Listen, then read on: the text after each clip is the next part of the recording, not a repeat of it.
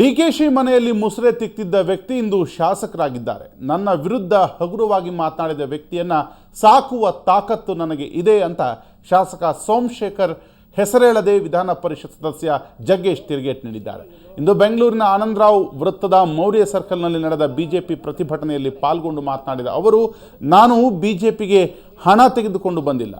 T Somashekar ಮಾತನಾಡಿದಾಗಲೇ ನನಗೆ ಕರೆ ಇತ್ತು, ಅಲ್ಲೇ ಬಂದು ತಿರುಗೇಟು ನೀಡೋಣ ಅಂತ ಅನ್ನಿಸ್ತಿತ್ತು ಅಂತ ವಾಗ್ದಾಳಿಯನ್ನು ನಡೆಸಿದರು.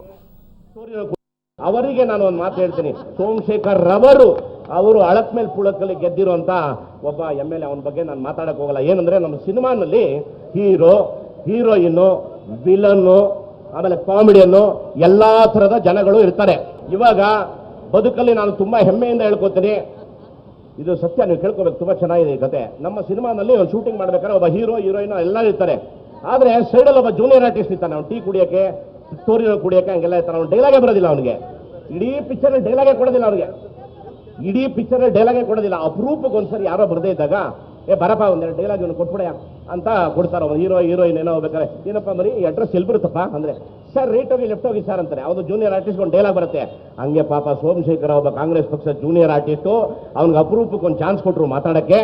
ಅವನು ಪಾಪ ಅದೇನು ಎಣ್ಣೆ ಹಾಕೋ ಮಾತಾಡೋದು, ಇಲ್ಲ BP ಬಂದು ಮಾತಾಡೋದು, ಇಲ್ಲ ತಲೆಕೆಟ್ ಮಾತಾಡೋದು, ನನಗೆ ಅರ್ಥವೇ ಆಗಿಲ್ಲ. ಕಯ ಕಯ ಕಯ ಕಯ ಅನ್ಬಿಟ್ಟ. ನನಗೆ ಪಾಪ ಅಯ್ಯೋ ಅನ್ನಿಸ್ತು ಪಾಪ. ಯಾಕಂದ್ರೆ ನನ್ನ ಜೊತೆ ಓಡಾಡಿದವ್ರು, ಮೇಡಮ್ಗೆಲ್ಲ ಕೇಳಿ, ನಮ್ಮ ಜೊತೆ ಓಡಾಡಿದವ್ರೆ, ನಮ್ಗೆ ಯಾರು ಶತ್ರುಗಳಿಲ್ಲ, ಈ ರಾಷ್ಟ್ರದಲ್ಲಿ ಯಾರು ಶತ್ರು ಇಲ್ಲ ನಮಗೆ, ಕಲಾವಿದರಿಗೆ. ಮುಖ್ಯಮಂತ್ರಿ ಆಗಿದ್ದಾನೆ, ಎಲ್ಲ ಆಗಿದ್ದಾನೆ, ರವರೇ.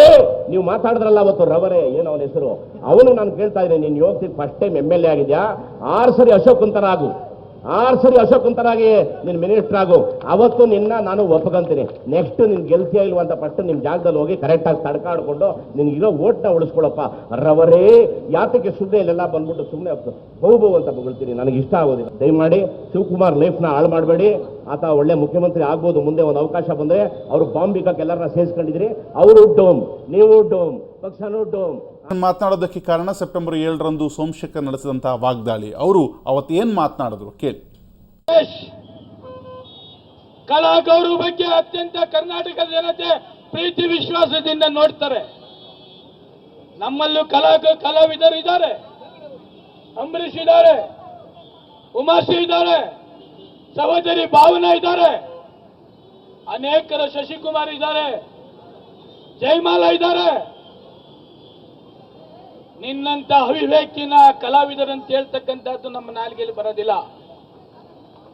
ಕಾಂಗ್ರೆಸ್ ಪಕ್ಷದ ಟಿಕೆಟ್ ಸಿಕ್ಕಲಿಲ್ಲ ಅಂತ ಹೇಳಿ ರೋಡಿನಲ್ಲಿ ನಿಂತಲ್ಲೋ,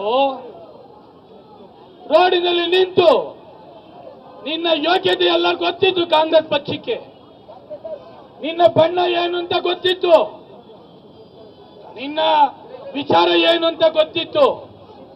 ಅದಕ್ಕೆ ಕಾಂಗ್ರೆಸ್ ಪಕ್ಷದಲ್ಲಿ ನಿನಗೆ ಟಿಕೆಟ್ ಕೊಟ್ಟಿರಲಿಲ್ಲ. ಆದ್ರೆ ನೀನು ಮಾಡಿದಂತ ನಾಟಕ, ನೀನು ಮಾಡಿದಂತ ಡ್ರಾಮಾ, ಕಾಂಗ್ರೆಸ್ ಪಕ್ಷದವರು ಹೋಗಲಿ ಅಂತಕ್ಕಂಥದ್ದನ್ನ ಇಟ್ಟು ನಿನಗೆ ಟಿಕೆಟ್ ಅನ್ನ ಕೊಟ್ಟರು. ಟಿಕೆಟ್ ಕೊಟ್ಟು ಗೆದ್ದ ಮೇಲೆ ತಾವು ಮಾಡಿದಂತದ್ದೇನು? ಮಿಸ್ಟರ್ ಜಗ್ಗೇಶ್, ನೀನು ಟಿವಿಲಿ ಸನ್ನಿ ಡಿಯೋಲ್ ಬಗ್ಗೆ ಮಾತಾಡ್ತೀಯಾ, ವಾಜಪೇಯಿ ಬಗ್ಗೆ ಮಾತಾಡ್ತೀಯಾ? ನೀನೊಬ್ಬ ಅಯೋಗ್ಯ. ವಾಜಪೇಯಿ ಹೆಸರು ಹೇಳ್ತಕ್ಕಂಥದ್ದಕ್ಕೆ ನಿನ್ನ ನಾಲಾಯಕ ಜಗ್ಗೇಶ್. ನಿನ್ನ ಸ್ವಾಭಿಮಾನವನ್ನ, ನಿನ್ನ ಆತ್ಮಗೌರವವನ್ನ ಅಣಕ್ಕೆ ಮಾಡಿದಂತವನು. ಕರ್ನಾಟಕದ ಜನತೆ ಹೇಳ್ತಾ ಇದ್ರು, ಅಮ್ಮನ ಸೇಲಾದೆ, ಅಮ್ಮನ ಸೇಲಾದೆ. ಒಂದು ಪಿಕ್ಚರ್ ತೆಗಿತಾ ಇದ್ರು, ಅಮ್ಮನ ಸೇಲಾದೆ ಅಂತ ಹೇಳಿ. ನಾನು ಆ ಡೈರೆಕ್ಟರ್ ಕೇಳಿದೆ, ಯಾರಪ್ಪ ಹೀರೋ ಅಂತ. ಅದೇ ಜಗ್ಗೇಶ್ ಅಂದ್ರು. ನಿನ್ನ ಆತ್ಮಗೌರವನ್ನ, ನಿನ್ನ ಸ್ವಾಭಿಮಾನವನ್ನ ತಾವು ಎಷ್ಟು ಕೋಟಿಗೆ ಅದನ್ನ ಮಾರ್ಕೊಂಡ್ರಿ ಅಂತಕ್ಕಂಥದ್ದನ್ನ ಜಗ್ಗೇಶ್ ರವರೇ ಇದೇ ವೇದಿಕೆ ಮೇಲೆ ಹೇಳಕ್ಕೆ ನಿನಗೆ ತಾಕತ್ತಿದೆಯಾ? ಕಾಂಗ್ರೆಸ್ನವ್ರ ಬಗ್ಗೆ ಮಾತಾಡ್ತೀಯಾ? ಕಾಂಗ್ರೆಸ್ನವ್ರ ಬಗ್ಗೆ ಮಾತಾಡ್ತಕ್ಕಂಥ ನೈತಿಕತೆ ನಿನಗಿಲ್ಲ.